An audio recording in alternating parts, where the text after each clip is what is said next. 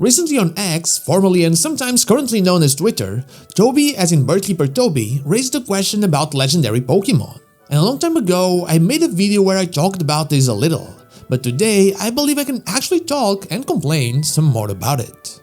So hey, I'm not so a strainer, and what about legendaries? Let's get into it.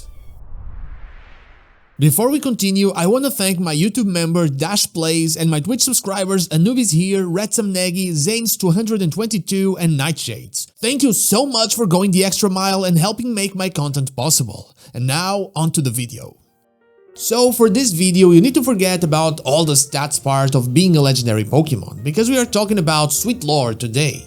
We're talking about how the people in the Pokemon world see specific Pokemon and then call them legendary. How they separate those creatures from the rest, be it in amazement or in terms of research.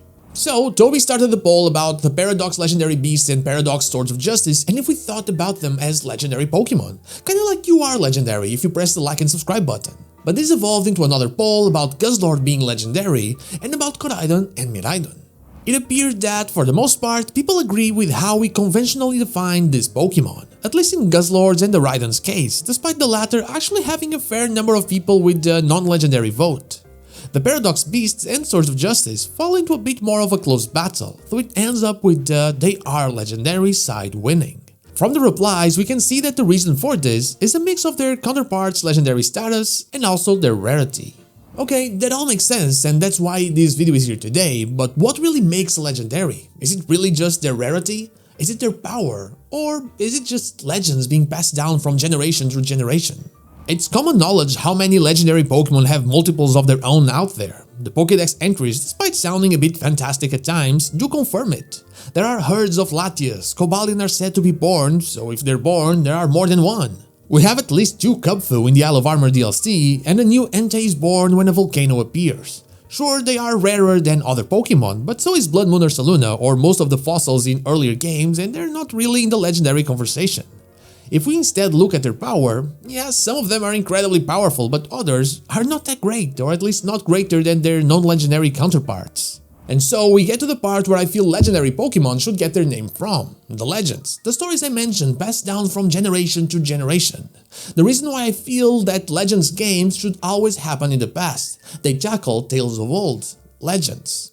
Starting from the beginning, we find that Kanto is a bit of a strange place when it comes to legends. I think Pokemon wasn't yet with the mindset they would eventually have for Johto onward, and so we have the 3 legendary birds, Zapdos, Moltres and Articuno, which don't really have much behind them, only some notes, and then we have Mewtwo, which, since it was recently man-made, makes for a weird case for a legendary. It's from Gen 2 onward that Pokemon starts to establish its mythology, and we start seeing a folktale or legend being associated with legendary Pokemon. You have the story of the 2 towers with Ho-Oh and Lugia, and the revival of the legendary beasts in Johto. Then in Hoenn, you have the stories about the creation of oceans by Kyogre and land by Groudon, plus the descent of Rayquaza to calm their battle.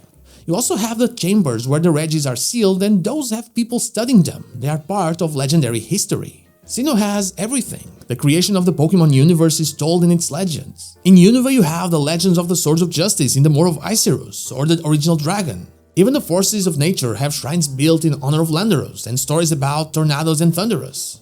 In Gen 6 you have tales about evil Talinzurnias from the men in Anistar City, and in Gen 7 you have legends about the guardian deities protecting the world from Solgaleo and Lunala, and from Necrozma when it absorbed those Pokemon, despite the books about the latter being burned. In Gen 8 you have the tale of the heroes that defeated the Darkest Day, despite there being changed history. You actually live through the deciphering of those legends that make Zacian and Zamazenta as legendary as Eternatus.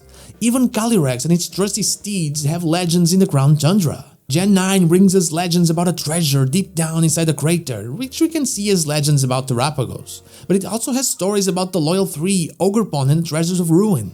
Pokemon truly changed since Gen 1, but you can probably see that there's a lot of Pokemon that I didn't mention. A lot of Pokemon that are in the legendary category, but don't really have a legend associated with it. Pokemon like Latias and Latios, Heatran, Cubfu and Urshifu, and even Koraidon and Miraidon are examples of this.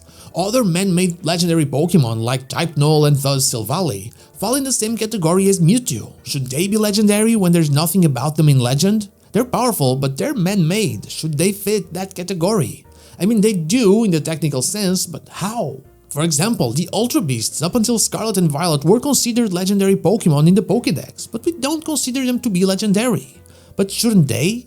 Yes, there are no legends about them, but they fit every other argument. They are incredibly rare as they are otherworldly beings, and they are also incredibly powerful, and some of them are even one-offs. For example, why are Koraidon and Miraidon legendary Pokémon when Poipole and Naganadel are not?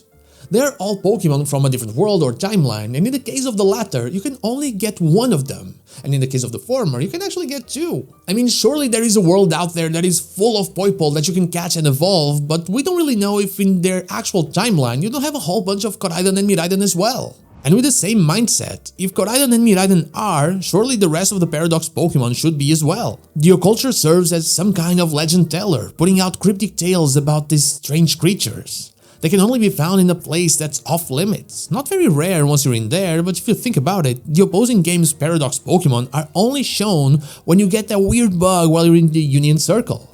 The fact that we have only 2 Koraidon and 2 Miraidon and a lot of the rest of the Paradox Pokémon is simply pure luck.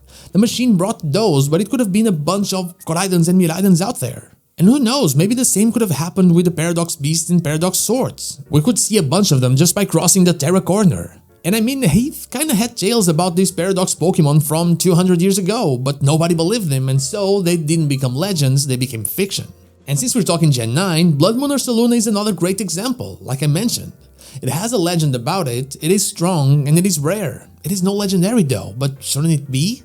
It's weird that we can look at the legendary list on Cerebi and not really question anything despite the lack of legendary evidence, besides the Ultra Beasts, but they're not legendary anymore. They still fit the category, I think, but I think that if they kept them, since they're Pokemon from another world that you kinda have to go to a specific place to get, they would have to include the Paradox Pokemon as well, and honestly I don't think they wanted to do that. I think the definition of a legendary Pokemon in the Pokemon world doesn't really exist. There's just too much randomness in how they're chosen. Sure, Mewtwo and Silvally would likely be legends down the line as they're very rare, powerful Pokemon and tales would be told about them. I mean, in the real world, Mewtwo is a legend already.